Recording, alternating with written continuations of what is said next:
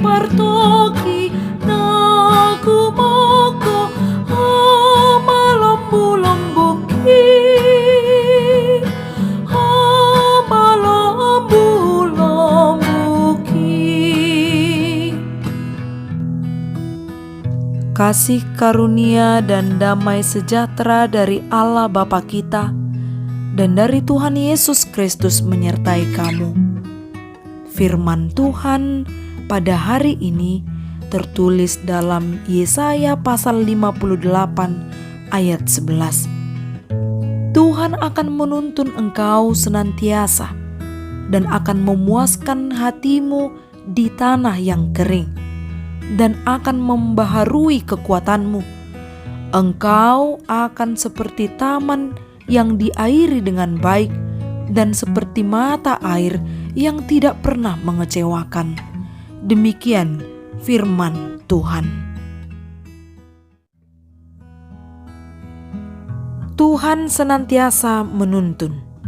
Selama hidup di dunia ini, kita tidak akan bisa terlepas dari pergumulan hidup. Banyak hal yang kita lalui, pergumulan yang setiap hari tidak akan pernah habis. Pergumulan bukan untuk dihindari, melainkan dihadapi. Dengan menghindarinya justru membuat pergumulan itu semakin bertambah dan semakin sulit untuk dihadapi.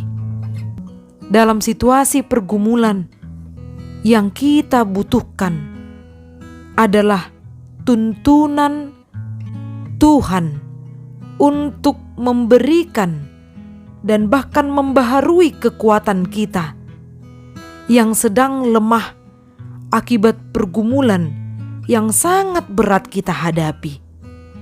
Tuhan yang menuntun dan membimbing kita untuk bertahan dalam kesalehan, untuk bertahan dalam kesetiaan, untuk bertahan dalam kepercayaan bahwa Tuhan akan mengangkat beban kita, menolong kita dalam setiap pergumulan, meringankan setiap beban yang kita pikul.